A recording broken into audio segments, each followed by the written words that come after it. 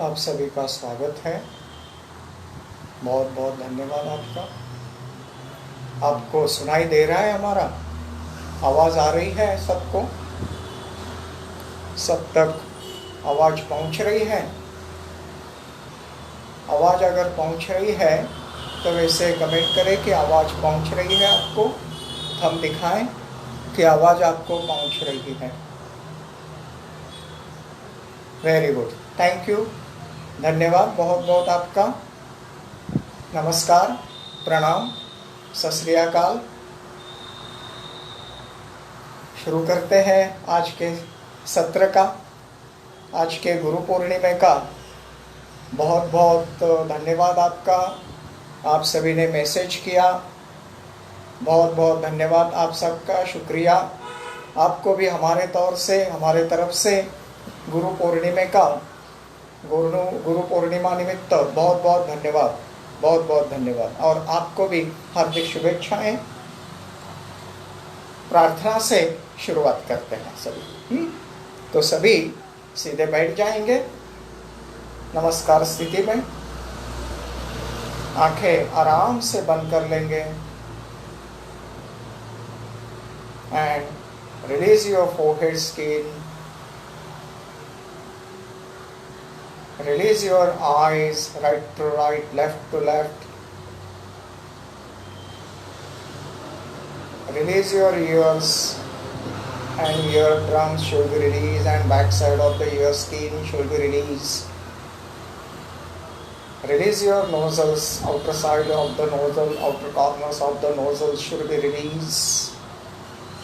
Release your outer corners of the eyes, right side to right, left side to left. Release your facial skin should be released. Release your chin, jaw, and smooth, soft inhale and exhale. Smooth, soft, lengthen, deep, passive inhale and exhale. आराम से, घाई गड़बड़ न करते हुए, अंदर से शांत होते हुए अपने आप को अपने अंदर संयमित करते हुए।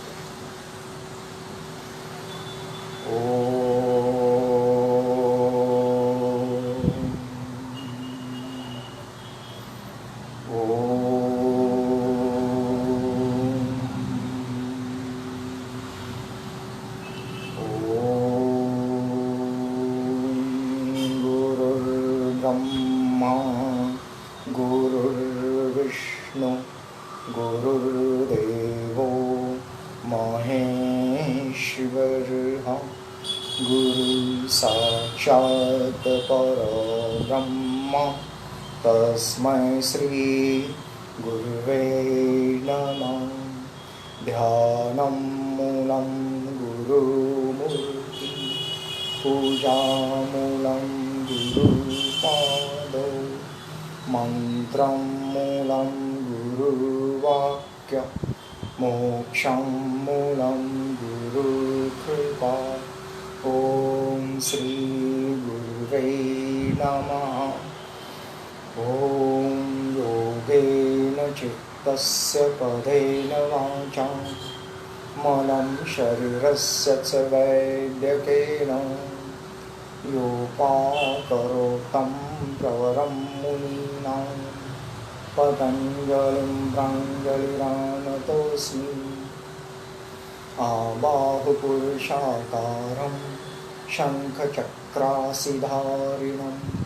सहस्रशीर्षं श्वेतं तं प्रणमामि पतञ्जलिम्। ॐ शान्ति शान्ति शान्ति।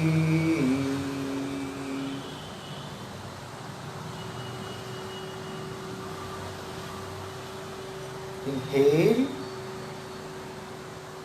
and surrender down inside the heart.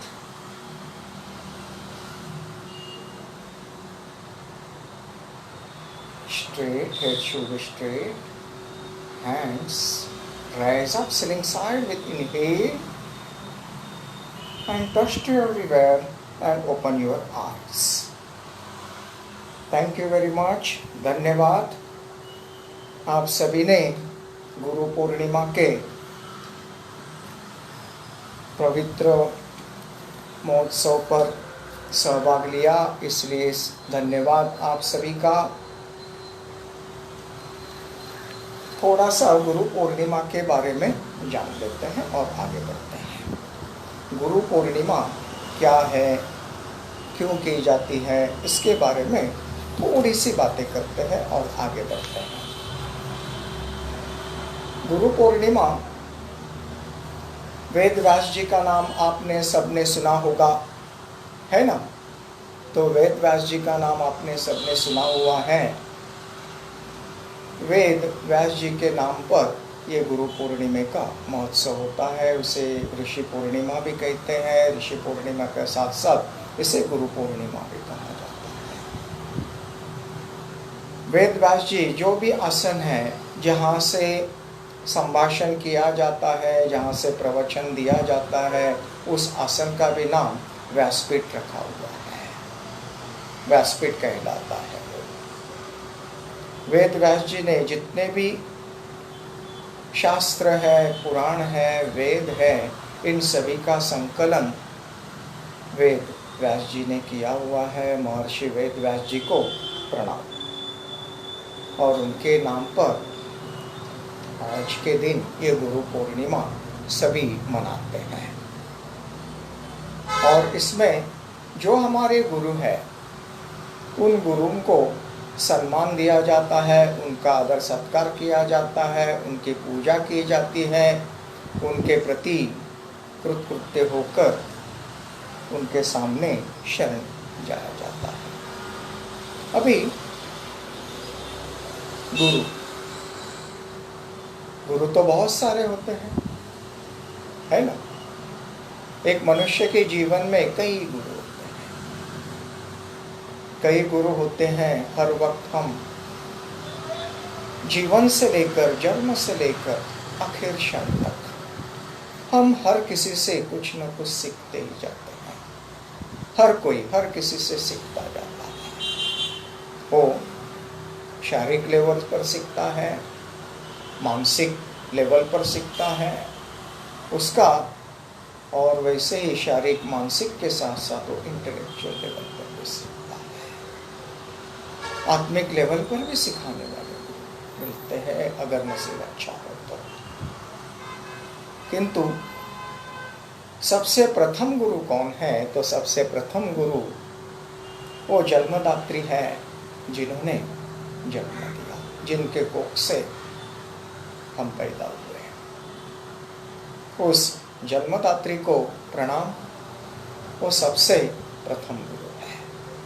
वही सिखाती है जीना कैसे है, चलना कैसे है, उठना कैसे है, बैठना कैसे है, संभाषण कैसे करना है, कैसे खाना है, क्या खाना है, क्या नहीं खाना है। ये बचपन से लेकर जो माता गुरु रूप में मार्गदर्शन करती है। इसी के साथ साथ प्रथम गुरु माता है, जन्मदात्री है। जन्मदात्री के साथ साथ जब हम आगे बढ़ते हैं तो गुरु है, पिता भी गुरु है। हालांकि बहुत लोग इसका उल्लेख नहीं करते हैं। पिता वो गुरु है जो इस संसार में, इस संघर्ष में जीना सिखाते हैं। इस संघर्ष में कैसे जीना है, ये पिता को देखकर सीखना है। उनसे यही शिक्षा मिलती है। संघर्ष कैसे करना है, अपने परिवार को कैसे संभालना है, अपने संरक्षण के साथ साथ अपने परिवार का संरक्षण, उसका उपजीवन करने के लिए कैसे मेहनत करनी पड़ती है, ये पिता से सीखना मिलता है। ऐसे ही फिर हम थोड़े से बड़े होते हैं। थोड़े से बड़े होने के बाद फिर स्कूल में, कॉलेज में आजकल चले जाते हैं, स्कूल में चले जाते हैं। पहले गुरुकुल में जाते थे, अभी स्कूल में जाते हैं। तो वहाँ पर भी अलग अलग विषय सिखाने वाले गुरुओं से मार्गदर्शन मिलता है, गुरुओं से शिक्षण मिलता है। जब शिक्षण पूरा हुआ, डिग्री हाथ में आई, पोस्ट ग्रेजुएशन भी कर लिया। अभी पोस्ट ग्रेजुएशन हुआ, जॉब भी मिला। जॉब मिलने के बाद काम कैसे करना है, जो काम हमें सौंपा गया है उस काम में स्किल कैसे बढ़ाना है, इसके लिए भी हमारे मित्र कई बार हमें गुरु की तरह मार्गदर्शन करते हैं। वे भी एक तरह से गुरु ही हैं। इसके साथ साथ जब हम और आगे बढ़ते हैं, जब बच्चे थे तब कुछ भी किसी ने कहा तो कह देते थे, मम्मी को बोलूँगा, हमारे माताजी को बोलूँगा, मी माझ्या आईला सांगेन कहते हैं। और थोड़े बड़े हो जाते हैं तो महसूस होता है कि मम्मी से पापा पिताजी ज़्यादा संरक्षण दे सकते हैं। किसी ने भी कुछ कहा तो फिर कहते हैं, मेरे पिता को बोलूँगा, मेरे डैडी को बोलूँगा, मेरे पापा को बोलूँगा। फिर और थोड़े बड़े हो जाते हैं, मित्रों का संग मिलता है। मित्रों का संग मिलने के बाद कुछ भी प्रॉब्लम आई, अभी घर में नहीं बताते, अभी मित्रों के साथ शेयर करते हैं, मित्रों की मदद लेकर उस प्रॉब्लम को भी सॉल्व करते हैं। और भी थोड़े बड़े हो जाते हैं, और भी थोड़े बड़े हो जाते हैं। बड़े हो जाने के बाद संसार की जिम्मेदारियां बढ़ती हैं, कदम दो कदम जीवन भी आगे बढ़ता है। जैसे जैसे जीवन आगे बढ़ता है वैसे वैसे जीवन के अनुभव से ये समझ में आने लगता है कि हर समस्या मित्र दूर नहीं कर सकते। हर समस्या का सॉल्यूशन न मित्रों के पास है, ना ही जहाँ पर हम जॉब करते हैं उस मालिक के पास है। और हर समस्या का समाधान ना ही कोई संस्था के पास है। हर समस्या का समाधान ना ही पैसा है। हर समस्या का समाधान ना कि धन दौलत प्रॉपर्टी है। हर समस्या का समाधान ये कुछ नहीं है, ये तो एक जीने का उपाय मात्र है। ये एक थोड़ी सी लाइफ जीने के बाद समझ में आने लगता है। जब ये समझ में आने लगता है तब महसूस होता है कि आज तक हमने जो भी सीखा वो तो सिर्फ पेट भरने के लिए था। जो भी सीखा वो तो सिर्फ पेट भरने के लिए था। हमने तो आज तक जीना सीखा ही नहीं है। हमने तो आज तक जीना कैसे जीना है वो महसूस भी नहीं किया है। हम तो बस लोगों का अनुकरण करते रहे, आगे बढ़ते रहे। किस तरह जीना है, क्यों जीना है, क्यों जन्म हुआ, क्यों पैदा हुए और क्यों ये कर रहे हैं। सभी की तरह प्राणी भी और मनुष्य भी, सभी की तरह हम भी खा रहे हैं, पी रहे हैं, सो रहे हैं। सभी को बच्चे पैदा होते हैं, हमें भी बच्चे हुए। सभी रात में सोते हैं, सुबह जागते हैं, फिर फ्रेश हो जाते हैं, फिर नाश्ता पानी करते हैं, चाय पानी करते हैं, फिर आप अपने काम के ऊपर निकल जाते हैं। किंतु हम क्यों पैदा हुए? क्या इसी तरह एक कोलू के बैल की तरह? उसी तरह जैसे कोलू का बैल एक घाने के अतराफ गोल गोल गोल गोल गोल गोल गोल गोल घूमते रहता है, क्या इसी तरह हमारी भी लाइफ, हमारा भी जीवन एक कोलू के बैल की तरह ही नहीं हुआ? सुबह उठना है, फ्रेश होना है, नाश्ता करना है, काम पे जाना है। स्त्री है तो जॉब करना है तो काम पे जाना है, जॉब नहीं करना है तो घरदार संभालना है, नाश्ता चाय पानी बनाना है। फिर ऐसे ही आगे बढ़ते बढ़ते दोपहर हो जाते हैं, दोपहर में खाना खा लेते हैं, थोड़ी देर विश्रांति करते हैं, फिर शाम में खाना खा लेते हैं, थोड़ा गपशप कर लेते हैं, थोड़ा मजा मस्ती कर लेते हैं, थोड़ा लड़ लेते हैं, थोड़ा झगड़ लेते हैं, कुछ पढ़ते हैं, कुछ नहीं पढ़ते हैं। जो भी मन में आया, जो भी अच्छा लगा कर लेते हैं, जो अच्छा नहीं लगा छोड़ देते हैं, फिर रात हो जाती है, फिर सो जाते हैं। तो हमारा ये जन्म क्यों हुआ? हर समय जब ये कब महसूस होता है? जब जीवन में बड़ी समस्या आ जाए, जब जीवन में बहुत सारी समस्याएं आँख मुंह खोलकर सामने आ जाते हैं, आँख दिखाने लगती है, तब ये बात हृदय को लगने लगती है कि ये हमने क्यों पैदा हुआ? हमारा पैदा होने का मकसद क्या है?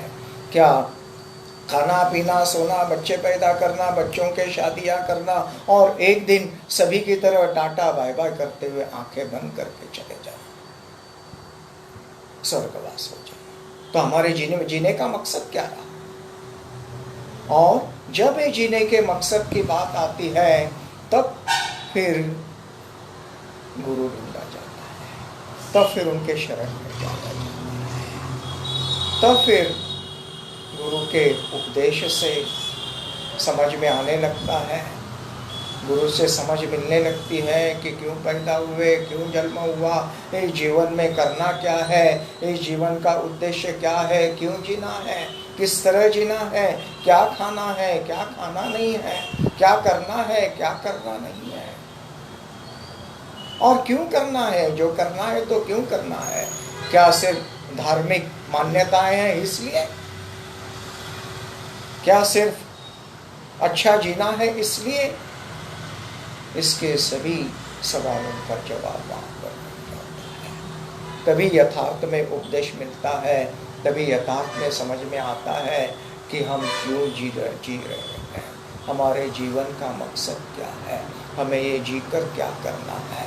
और जब मकसद मिल जाता है, जीवन का लक्ष्य जब समझ में आने लगता है, तब यथार्थ में जीवन कृतकृत्य हो जाता है, तब यथार्थ जीवन धन्य धन्य हो जाता है, उस प्रभु की राह पर, उस योग मार्ग पर निकल पड़ता है। और जब योग मार्ग पर निकल पड़ता है, तब सही मार्गदर्शन की जरूरत होती है, सही मार्गदर्शन की जरूरत होती है। किंतु आपके मालूमात के लिए बता दूं कि मार्गदर्शन तो सही चाहिए ही, किंतु गुरु वो भी एक माध्यम है। जो शरीर है, जिस शरीर में वो जी रहा है, वो शरीर एक माध्यम है कि जिस शरीर के माध्यम से आपको भगवान का संदेश मिल रहा हो।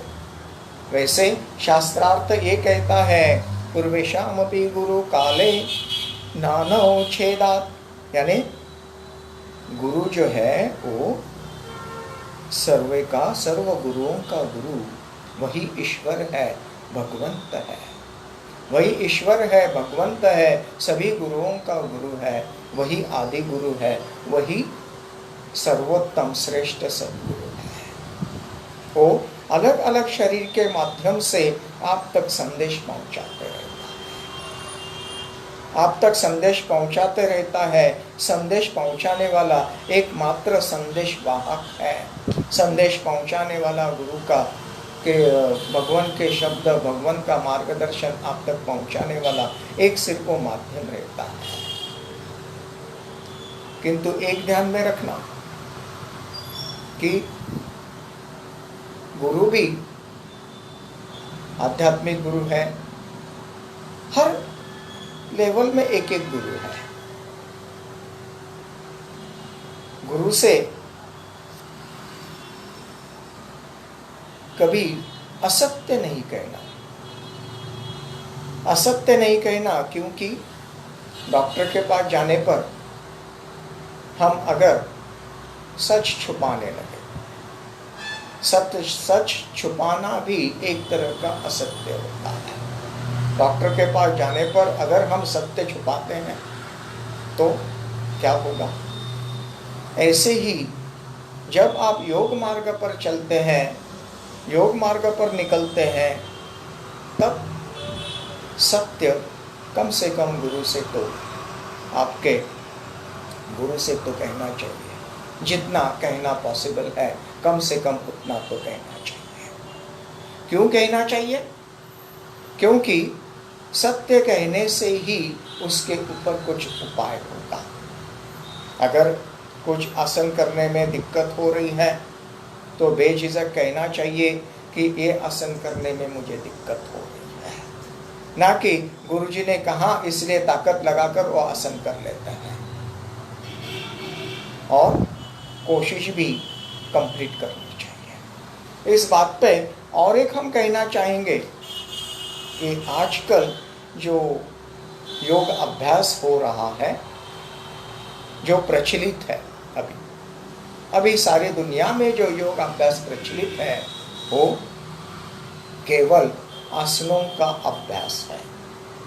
आसन केवल आसन है, वे योगासन नहीं है।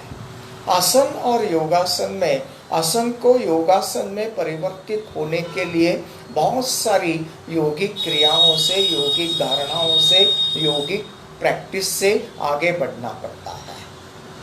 और बहुत लोग यही समझते हैं कि आसन करना मतलब हम योग कर रहे हैं।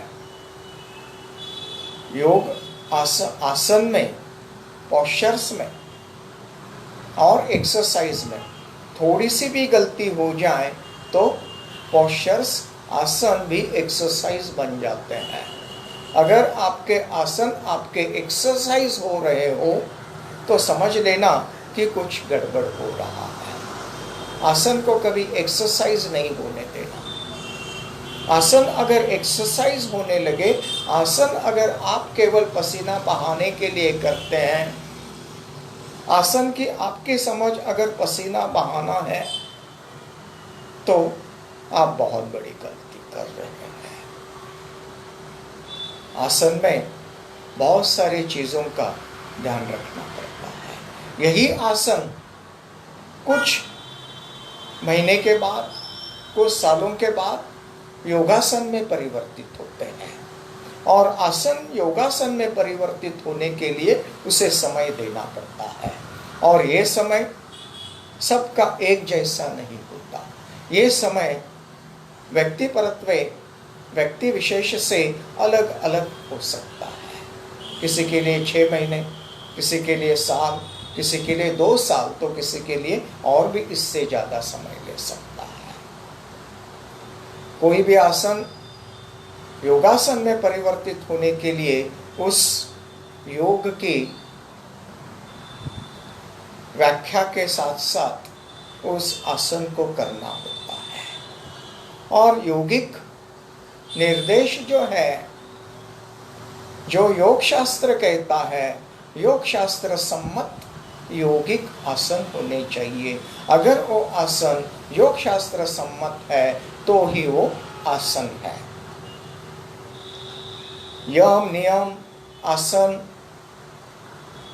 प्राणायाम, प्रत्याहार, धारणा, ध्यान, समाधि, ये एक सीक्वेंस है। ये एक सीक्वेंस है। ये एक बाय एक आने वाले स्टेजेस है आसनों के। जब आप इन स्टेजेस में से, इस सीक्वेंस में से आसन करते हुए जाते हैं तभी वो योग आसन कहलाते हैं। अभी वक्त की कमतरता के कारण हम बहुत सारे डिटेल्स में नहीं जाने वाले, बहुत सारे विस्तार में नहीं जाने वाले हैं। किंतु जितना इतने समय में हम इस बात का उल्लेख करा सके उतना इस बात का शॉर्ट में, थोड़े में, सारांश में उल्लेख कराने का प्रयास करेंगे। जितना हम सारांश में उल्लेख कम समय में करा सकते हैं उतना हम उसका उल्लेख करा सकेंगे। जैसे कि आसन अलग से कर लेते हैं, बराबर आसन हुआ, फिर प्राणायाम के लिए बैठ जाते हैं, फिर प्राणायाम कर लेते हैं, प्राणायाम हुआ, फिर ध्यान कर लेते हैं, बराबर। और बहुत सारे लोग ध्यान तो हर कोई करना चाहता है, बराबर। इसे आजकल मेडिटेशन से नाम पर संबोधित किया जाता है। विशेषतः पश्चिमात्य देशों में, वेस्टर्न कंट्रीज में ध्यान की बहुत पॉपुलैरिटी बढ़ गई है। किंतु वो मेडिटेशन है, ध्यान नहीं है। ध्यान और मेडिटेशन में बहुत सारा फर्क है। ध्यान वो है जहां चित्त वृत्ति का निरोध, एम ऑब्जेक्ट क्या है? चित्त वृत्ति का निरोध है, वृत्तियों का निरोध है। वृत्तियों का विरोध के तौर पर अगर प्रक्रिया हो रही हो तो ही वो ध्यान कहलाता है। बहुत सारा विस्तार है इसका समझाने के लिए, किंतु मैं एक दो वर्ड्स में, सिर्फ एक दो शब्दों में, शॉर्ट में बताना चाहता हूँ आपको। वृत्तियों का निरोध के तौर पर लक्ष्य क्या है? वृत्तियों का निरोध, तो वो ध्यान कहलाता है। किंतु आजकल क्या हो रहा है? स्ट्रेस मैनेजमेंट के लिए मेडिटेशन अच्छी बात है। स्ट्रेस मैनेजमेंट के लिए मेडिटेशन, डिप्रेशन से बाहर आने के लिए मेडिटेशन, थोड़ी देर रिलैक्स होने के लिए मेडिटेशन, नींद अच्छी नहीं आ रही है इसलिए मेडिटेशन। ये जो अलग अलग मेडिटेशन से उपाय है। कंसंट्रेशन बढ़ाने के लिए मेडिटेशन। मेडिटेशन क्यों? क्योंकि और मैं अच्छी तरह से मेरा ये जीवन जी पाऊँ, इस जीवन का लुत्फ और अच्छी तरह से मैं ले पाऊँ, उसलिए मेडिटेशन। मेडिटेशन का एम ऑब्जेक्ट क्या है? इस जीवन का लुत्फ अच्छी तरह से ले पाऊँ, इस जीवन के जो मज़े हैं और अच्छी तरह से मैं ले पाऊँ, इसलिए मेडिटेशन का एम ऑब्जेक्ट है। किंतु ध्यान का लक्ष्य क्या है? वृत्ति निरोधा, कंप्लीट वृत्तियों का, समस्त वृत्तियों का निरोध ही ध्यान है। और ध्यान तभी होता है जब धारणा है, धारणा ही नहीं है और ध्यान के लिए निकल पड़े हैं मेडिटेशन, ध्यान के नाम पर मेडिटेशन के लिए निकल पड़े हैं। ऐसा अगर हो रहा हो तो बहुत सारी गड़बड़ी है, लक्ष्य ही भटक गया है, योग का लक्ष्य ही भटक गया। इसकी बात ये नहीं कि ये ऐसे बुरा है, ये बहुत अच्छा है, किंतु लक्ष्य मात्र बदल गया है, एम ऑब्जेक्ट मात्र बदल गया है। इसका मतलब ये नहीं कि इस तरह करना नहीं चाहिए, जरूर करना चाहिए, क्योंकि इसी से लाइफ में सुधार आएगा, इसी से जीवन में सुधार आएगा और आप एक एक कदम आगे बढ़ते रहेंगे। स्कूल में अच्छे नंबर लाने पर तालियां न बजाई जाएं, अच्छे नंबर लाने पर स्वागत ना हो, अच्छे नंबर लाने पर कुछ गिफ्ट ना मिले तो और बढ़िया नंबर लाने के लिए उत्साह नहीं जागृत होता। उमंग बढ़ाए रखने के लिए और नई उमंग निर्माण होने के लिए, उत्साह बढ़ने के लिए, मोटिवेशन मिलने के लिए, प्रेरणा मिलने के लिए बहुत चीज़ें ज़रूरी हैं। ये आजकल का मेडिटेशन आपको प्रेरणा देता है, एक एक कदम और थोड़ा योग के नज़दीक, और थोड़ा योग के नज़दीक, और थोड़ा योग के नज़दीक जाते जाते आप फिर योगी बन जाते हैं। ये बहुत अच्छा है, सम्माननीय है, स्वीकारनीय भी है, किंतु इस इतने के ऊपर ठहरना नहीं, इसके आगे जाने का प्रयास करना, उस योग तक पहुंचने का प्रयास करना जो योग शास्त्र सम्मत है। आसन बहुत बार क्रिटिसाइज किया जाता है। आसन आसन आसन से क्या होगा? वो तो बैठकर करना चाहिए, आंखें बंद करके करना चाहिए। अच्छी बात है, आंखें बंद करके करो, किंतु आपके मालूमात के लिए आसन ही वो माध्यम है जिस आसन से प्राणायाम होता है, जिस आसन से प्रत्याहार होता है और जिस आसन से आपकी धारणा होती है, जिस आसन से आपका ध्यान होता है और आप समाधि तक पहुंचते हैं।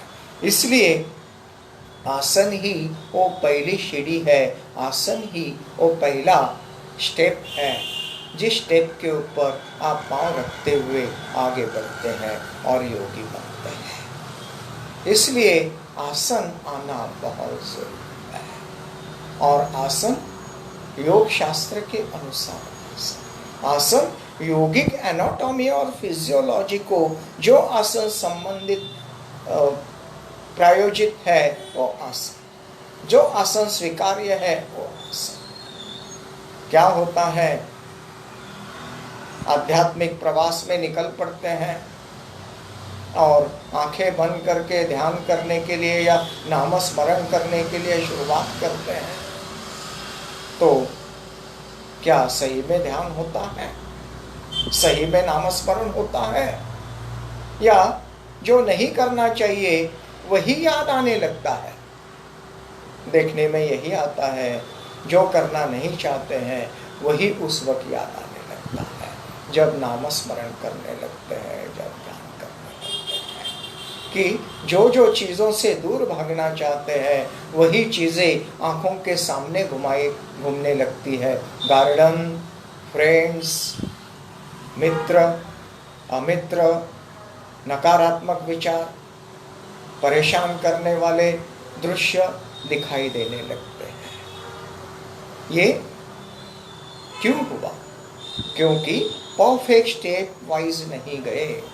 एक ही बार छलांग लगा दी आसनों, छलांग लगा दी ध्यान करने के लिए। एक ही बार अगर छलांग लगा देंगे ध्यान करने के लिए तो क्या वो संभव है?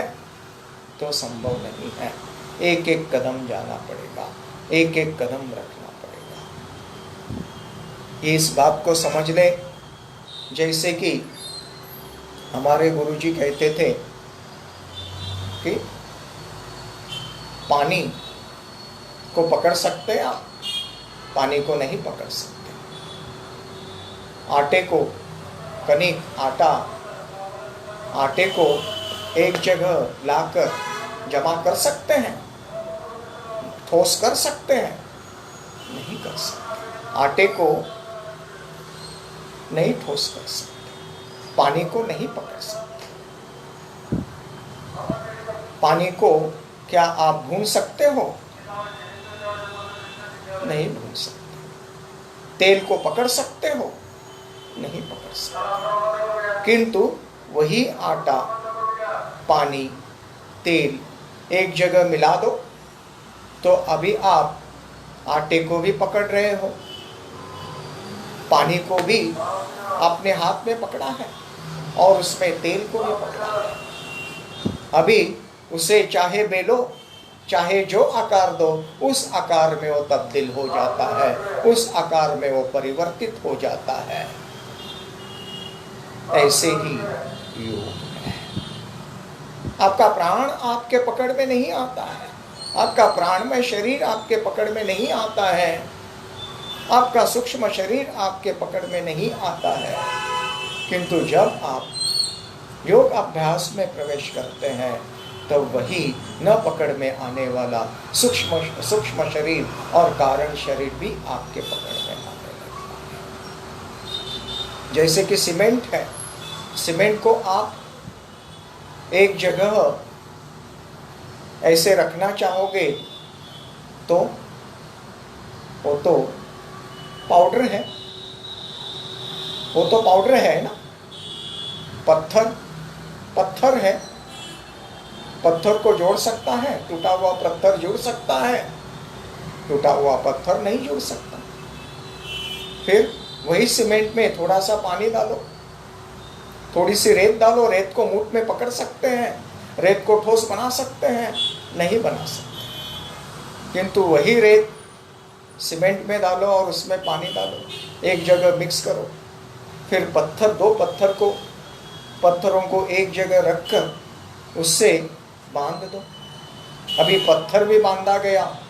जो दो पत्थर एक दूसरे से नहीं बन पाते थे, अभी दोनों पत्थर एक दूसरे से बन गए, सॉलिड हो गए, जुड़ गए, एक दूसरे से कंबाइंड हो गए। उसके साथ साथ जो पानी था वो भी उसमें कंबाइंड हो गया, सॉलिड हो गया। ये सभी के जोड़ने, पत्थर, रेत, सीमेंट, पानी, इन सभी ने मिलकर एक कंबाइंड, एक सॉलिड स्थिति बनाई। ऐसे ही है आसन, प्राणायाम और प्रत्याहार, धारणा, ध्यान। ये एक ही है, एक सॉलिड है, और इसे एक सॉलिड बनाकर ही आगे गए तो जा सकते हैं। इसे अलग अलग करके आप नहीं कर सकते। अलग अलग करने से इसका वो परिणाम नहीं मिलेगा जो परिणाम शास्त्र को संबंध है, जो परिणाम इसका योगिक स्क्रिप्चर्स को संबंधित है, स्क्रिप्चर्स ऑफ योगिक साइंस को जो परिणाम संबंधित है, स्वीकार्य है, वो परिणाम तब तक नहीं मिलेगा जब तक आप आसन, प्राणायाम, प्रत्याहार, धारणा एक साथ नहीं करते। ये सभी एक साथ होने वाली प्रक्रिया है, न कि एक दूसरे से अलग अलग होकर होने वाली प्रक्रिया है। इसलिए आजकल जो योग होता है वो केवल एक्सरसाइज के तौर पर होता है। मुझे थोड़ा सा फैट लॉस करना है, चलिए हम भी योग कर लेते हैं। मुझे थोड़ा सा बीमारी को ठीक करना है, तो चलिए हम भी ठीक कर लेते हैं। इसके ऊपर गोरक्षनाथ जी कहते हैं, गोरक्षनाथ जी कहते हैं, अस्नेन रुजोहन्ति प्राणायामेन पातकं विकारं मनसं योगी प्रत्याहारेण सर्वदा। अर्थात योग साधक आसनों के द्वारा रोगों को नष्ट करता है, प्राणायाम के द्वारा पापों को तथा मानसिक विकारों को प्रत्याहार से नष्ट करता है। इसलिए ये सभी एक साथ करने वाली प्रक्रियाएं हैं। आप भी इसे एक साथ ही आजमाने का प्रयास करना है ना। तो जब आप योग मार्ग पर निकल पड़ते हैं, जब आप योग मार्ग पर निकल पड़ते हैं तो आपने बहुत बार सुना होगा यम, नियम, आसन, प्राणायाम, प्रत्याहार, धारणा, ध्यान, समाधि, तो आपने बहुत बार सुना। अभी इसमें बहुत लोग कहते हैं अहिंसा, सत्य, अस्तेय, ब्रह्मचर्य, अपरिग्रह, है ना, शौच में स्वाध्याय, ईश्वर परिधान और नियम, संतोष, तप वगैरह। सब लोगों की समझ ये है कि ये नित्य जीवन में तो करना ही है, ये सभी आध्यात्मिक तो है ही है, किंतु ये केवल आध्यात्मिक विषय नहीं है, ये आसनों में ही होता है। अहिंसा, अहिंसा के तौर पर अगर देखा जाए तो क्या है? अहिंसा, आप आसन करते वक्त सबसे प्रथम आप अपने आप से हिंसा नहीं करनी होती है, वो आपके आसनों में की अहिंसा है। आपको आसन अच्छी तरह से समझकर, एक ध्यान में रखिए, आसन शरीर से होने से पहले, कोई भी आसन पहले मन में होता है। जब तक मन में आसन ना हो, जब तक प्राणों में आसन ना उतरे, तब तक वो आसन शरीर में उतरना संभव नहीं है। आसनों को प्राणों में उतारे बगैर आप सीधा आसन को सिर्फ एक्टिंग के तौर पर दोहराना चाहेंगे तो आसन हार जाते हैं, कठिन जाते हैं। इसलिए अपने आप से हिंसा किए बगैर आसनों को समझ लेना, आसनों की एनाटॉमी, फिजियोलॉजी को समझ लेना, आसनों के प्राण को समझ लेना, आसन के श्वास निश्वास को समझ लेना, फिर उस आसन में प्रवेश करना। कोई आसन करता है अपने शरीर से, कोई आसन करता है शरीर के लिए, कोई आसन करता है बीमारी ठीक करने के लिए, कोई आसन करता है और नए नए स्वाद ले सकूं इसलिए, कोई आसन करता है अच्छी तरह से तंदुरुस्त हो जाऊं तो और थोड़ा ज़्यादा पैसा कमाऊंगा इसलिए, कोई आसन करता है कि आध्यात्मिक उच्चतम कोटि का योग हासिल करो, योग प्राप्त करो। उस स्वरूप को प्राप्त करो, उस अद्वैत स्वरूप को प्राप्त करो। इस ऐसे आसन करने के अलग अलग धारणाएं हैं, आसन करने के लिए अलग अलग धारणाएं हैं, अलग अलग विचार है। आपका किस तरह का विचार है आसन के लिए, उसके ऊपर आप संशोधन करना। आसन के बहुत सारे लाभ हैं, किंतु हम ये चाहते हैं आपको आसनों के सर्वोत्तम लाभ मिले, सर्व लाभ मिले। आप सर्व लाभ से, आसन करने से, योगासन करने से, प्राणायाम करने से, योग साधना करने से आपको हर लाभ आप तक आसनों का पहुंचता रहे। ये हमें अपने पास जितने भी आसन करने के इच्छुक आते हैं, उनको दर्द हुआ तो सबसे पहले हमें दर्द होता है, उनको तकलीफ हुई तो सबसे पहले हमें तकलीफ होती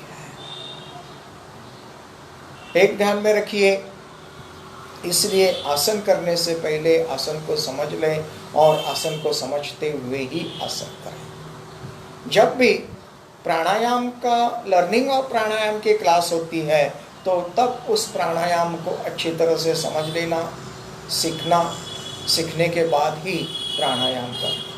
और जब रेगुलर प्राणायाम होता है तो उस रेगुलर प्राणायाम में हर चीज़ हम कमांड नहीं दे सकते, हर चीज़ के बारे में फिर से रिपीट नहीं कर सकते। तो रेगुलर क्लास में क्या होता है, हम सिर्फ प्राणायाम का नाम लेते हैं, आगे बढ़ते हैं। उस वक्त आपने उस क्लास को दोहराना चाहिए, उस स्टडी को दोहराना चाहिए, उस स्टडी को रिकॉल करना चाहिए जो लर्निंग ऑफ प्राणायाम के लिए। और प्राणायाम करने के वक्त उस स्टडी को दोहराना चाहिए, उस स्टडी को रिकॉल करना चाहिए जो स्टडी आपने, जो प्रैक्टिस आपने मेडिटेशन के क्लास में की थी, जो प्रैक्टिस आपने ध्यान के क्लास में की थी। ये सभी क्लासेस तो एक अलग अलग होती है, किंतु इसकी प्रक्रिया एक साथ होती है, ये ध्यान में रखिए। इसकी प्रक्रिया समस्त आसनों में होती है। इसकी प्रक्रिया जैसे ही क्लास चालू होता है, जैसे बैच चालू होती है, जैसे प्रैक्टिस चालू होती है, तभी उसी वक्त से प्राणायाम, आसन और ध्यान धारणा उसी वक्त स्टार्ट हो जाती है। ना कि मैं बैठे रहूं और मेरा प्राणायाम चले, मेरा प्राणायाम स्टार्ट, ना कि मैं आंखें बंद करके बैठूं और मैं ध्यान। ये एक वक्त एट अ टाइम, उसी क्षण होने वाली प्रक्रिया है। आप अहिंसा को अगर लिया जाए, जैसे अहिंसा अगर ली जाए तो अहिंसा का क्या है, क्या है अहिंसा? जो अहिंसा ये बहुत अच्छी चीज है कि दूसरों के ऊपर हिंसा न करना अहिंसा है। तो क्या अपने ऊपर हिंसा करना ये मान्य है? ये भी मान्य है। योग शास्त्र की अहिंसा वो अहिंसा है जो आप अपने साथ अहिंसक होते हैं। इंसान दूसरों के साथ अहिंसा सहजता से करता है, किंतु अपने साथ कंटिन्यूअसली वो हिंसा ही करते रहता है। खाने की हो, पीने की हो, जीने की हो, हर पल हिंसा करते रहता है। खुद के साथ की अहिंसा है। इसके साथ आगे बढ़ते हैं। सत्य, सत्य योग शास्त्र का सत्य इस बात का सत्य है कि क्या मेरा प्राणायाम परफेक्ट हो रहा है या केवल अनुकरण। ये मैं जानूं, समझूं, सच को समझूं, सच का सामना करूं, सत्य का सामना करूं। क्या मेरी मानसिक अवस्था अभी ठीक है? नहीं है। सत्य का सामना करूं। फिर सत्य का सामना करते हुए, सत्य जानते हुए, फिर मुझे इसके बारे में क्या करना चाहिए, इसके बारे में एक तो अच्छे जानकार से बात करें, समझदार से बात करें और उसके ऊपर उपाय ढूंढो। क्या मेरा लक्ष्य पूरी तरह से आसनों में है क्या मेरा लक्ष्य आसन में रहते हुए, प्राणायाम में रहते हुए, ध्यान में रहते, धारणा में रहते हुए बराबर धारणागत हुआ है, नहीं हुआ है?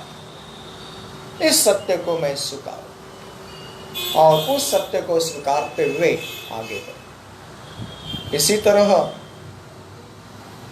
आगे बढ़ते हैं तो विचार आता है ब्रह्मचर्य का। ब्रह्मचर्य मतलब उत्साह, उस ब्रह्म को याद करते हुए, उस तेज को याद करते हुए, उस यूनिवर्सल कैपेसिटी को याद करते हुए, उस यूनिवर्सल कैपेसिटी की धारणा करते हुए मैं आसन करूं। प्रत्याहार तभी होगा, प्रत्याहार तभी होगा जब आप आसन करते हैं। आप देखना, जब आप आसन में हैं, तब जब हम आपको कमांड्स देते हैं, आप आसन में हैं, जब हम आदेश देते जाते हैं, आदेश के ऊपर आदेश चलते रहते हैं, चाहे वो ताड़ासन हो, क्या उस वक्त आपका चित्त भटकता है? संभव नहीं है भटकना, नहीं भटकता उस वक्त। उस वक्त आपका चित्त स्थिर रहता है, आप में आसनों की धारणा उतरते जाती है। आपके अंदर अभी आसन हुआ, श्वसन का जब कमांड देते हैं तो श्वसन होने लगता है। प्राणायाम हुआ, कमांड के साथ साथ प्रत्याहार तो हो ही रहा है, और प्रत्याहार के साथ साथ धारणा भी हो रही है। धारणा वो है जो किसी भी देश काल पर हम अपने चित्त को बांध देते हैं। आपने अभी किसमें बांधा है अपने आप को? उस आसन में बांधा है।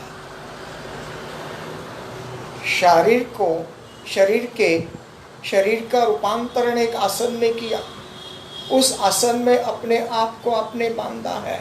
वो आसन ही आपके लिए अभी वो देश है जहां पर आपने अपने चित्त को बांध कर रखा है, संयमित किया है, स्थिर किया है।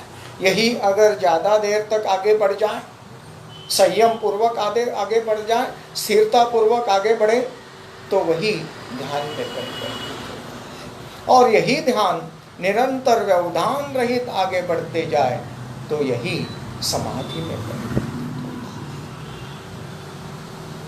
है। इस बात को ध्यान में रखना, इस बात को ध्यान में रखते हुए आसनों का अभ्यास करना। इसके बाद आता है अपरिग्रह। ये सभी व्याख्याएं जो है ये हम शॉर्ट में आपको दे रहे हैं, ये समझ लीजिए। आपके लिए जो अच्छी है शॉर्ट में आपको दे रहे हैं। इसके विस्तार में अगर जाते हैं तो हर एक पॉइंट के लिए, हर एक कीवर्ड के लिए कम से कम 2-2, 3-3 घंटे चाहिए। किंतु शॉर्ट में आपको योग शास्त्र के बारे में शॉर्ट में, सारांश में आपको समझाना चाहते हैं।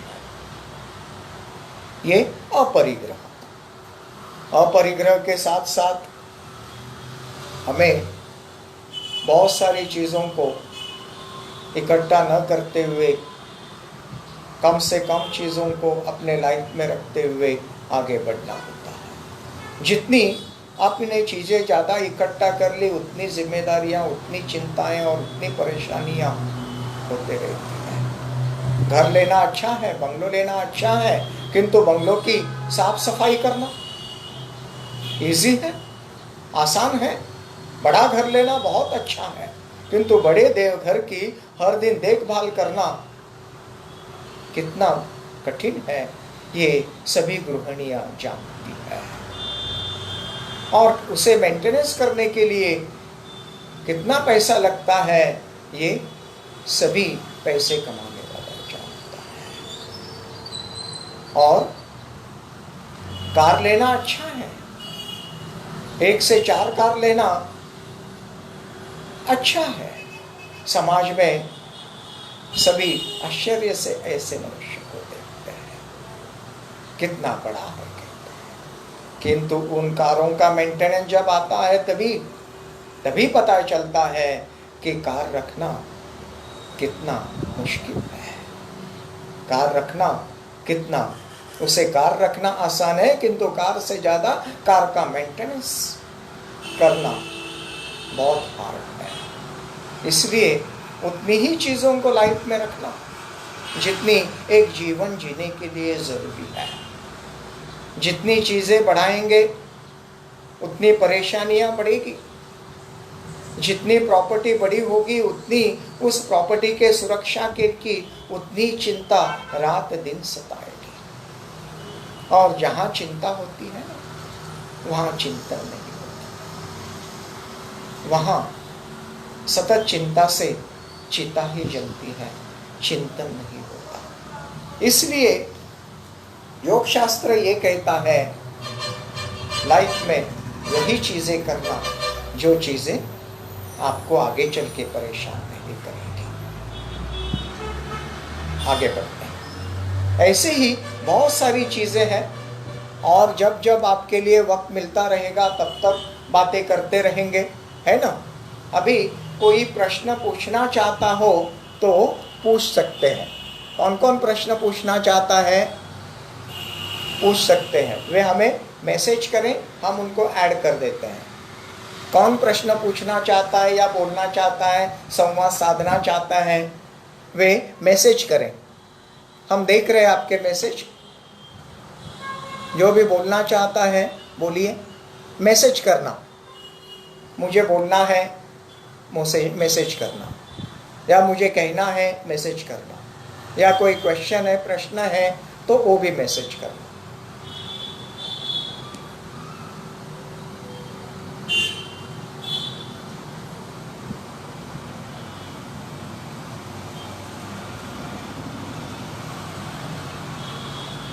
है ना। तो आप कौन कौन बोलना चाहेंगे?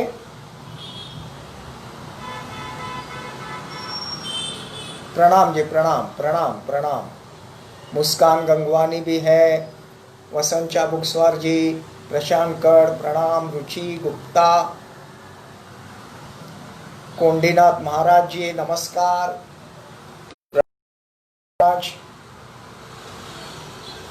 रेशमा मोंडवानी बहुत बहुत अच्छा, पूजा गंगवानी नमस्कार जी, सुमिता पालवे प्रणाम नमस्कार, हरेश गंगवानी नमस्कार जी नमस्कार, बहुत बहुत धन्यवाद आपका। मोंडवानी आप बोलना चाहते हैं? रेशम मोंडवानी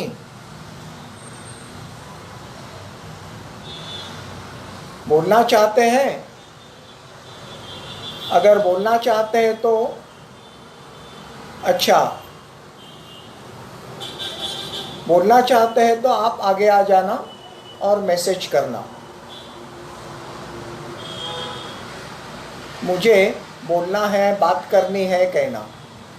प्रणाम जी लोकरे सर, कविता बेहरा प्रणाम जी, कविता बेहरा जी प्रणाम नमस्कार आपका, बहुत बहुत धन्यवाद आपका। केसवानी जी नमस्कार, केसवानी मिस्टर एंड मिसेस नमस्कार, दिलीप अठवानी जी नमस्कार जी नमस्कार, बहुत अच्छा बहुत अच्छा। चेताली जेवरानी नमस्कार, पूजा गंगवानी जी क्या बोलना चाहते हैं? एक मिनट।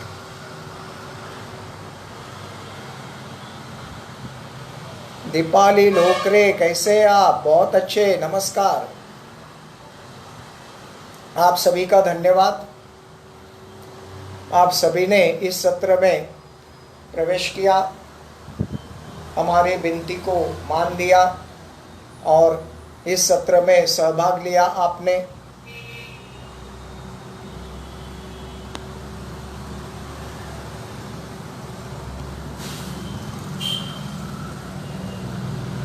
हाँ, कौन आ रहे हैं सामने? अच्छा,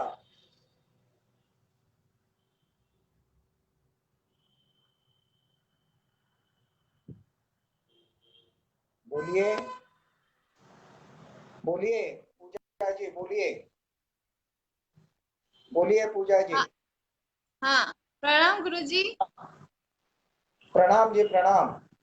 आज के गुरु पूर्णिमा के दिन मुझे आपसे बात करने का अवसर मिला है। मैं बहुत शुक्रगुजार तथा धन्यवाद करती हूँ। मुझे बहुत बहुत असली अच्छा, बहुत बहुत अच्छा। मुझे असली योगा गुरु मिल गए हैं। जब से मैं आपके योग बहुत अनुष्ठान में आई हूँ, तब से मैं शरीर, मन, आत्मा से तंदुरुस्त अनुभव कर रही हूँ।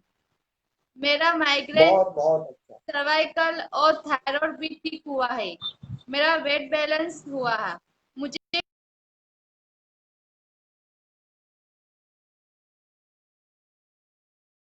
भाई, मैं अभी योगानंद में बहुत सुख महसूस करती हूँ। मेरा जीवन बहुत ऊंचाई पर गया है। मुझे तो बहुत सारी योगा के बारे में बताना है, लेकिन अभी वक्त नहीं है, इसीलिए मैं इतना ही कह सकती हूँ। धन्यवाद गुरुजी। बहुत बहुत बहुत बहुत धन्यवाद। थैंक यू वेरी मच, धन्यवाद।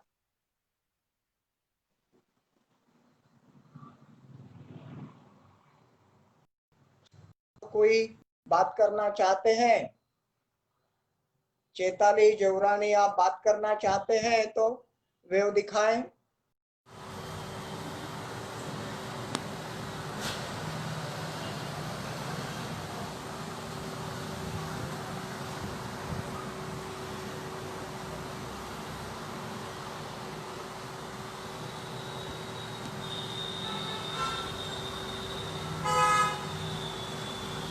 सुवर्णा पालवे, आप बात करना चाहते हैं?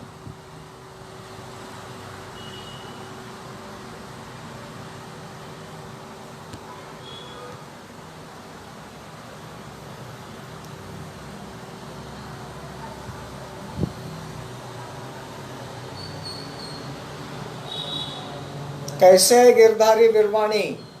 अच्छे हैं? बहुत बहुत धन्यवाद आपका। गिरधारी जी बहुत बहुत धन्यवाद, प्रणाम। गुरु पूर्णिमा की हार्दिक शुभेच्छाएं आपको।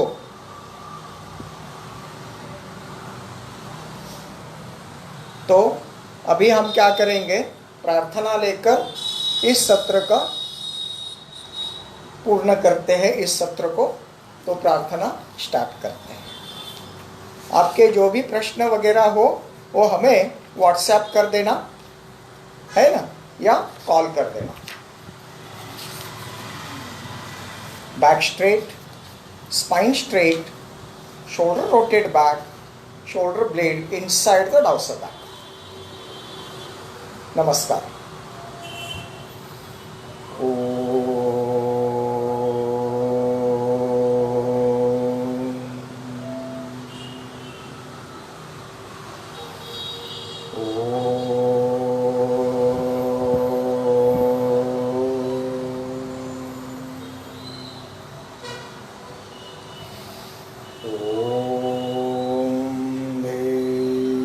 शांति, अंतरिक्ष शांति, पृथ्वी शांति, आपः शांति, औषधय शांति, वनस्पतय शांति, ईश्वरदेवा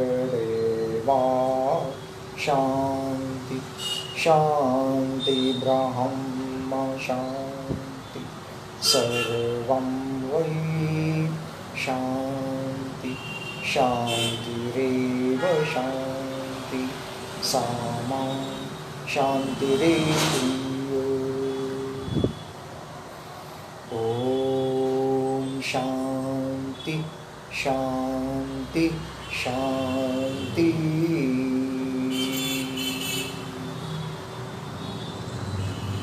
Surrender down inside the heart. Very straight. Inhale and hands rise up. Touch to everywhere and open your eyes. प्रणाम, सादर प्रणाम, नमस्कार, धन्यवाद, सत श्री अकाल। आप सभी का बहुत बहुत शुक्रिया, बहुत बहुत धन्यवाद। खुश रहे, आनंद में रहे, योगिक आनंद में मस्त रहे, प्रभु चिंतन में। तो आज यहाँ का सत्र पूर्ण करते हुए फिर से मिलेंगे, है ना। फिर से मिलते हैं कल सुबह के क्लास में ठीक 6:45 बजे। 6:45 बजे ठीक कल सुबह का सत्र चालू होगा। धन्यवाद, थैंक यू वेरी मच। और एक बार धन्यवाद, शुक्रिया, नमस्कार, प्रणाम, सत श्री अकाल।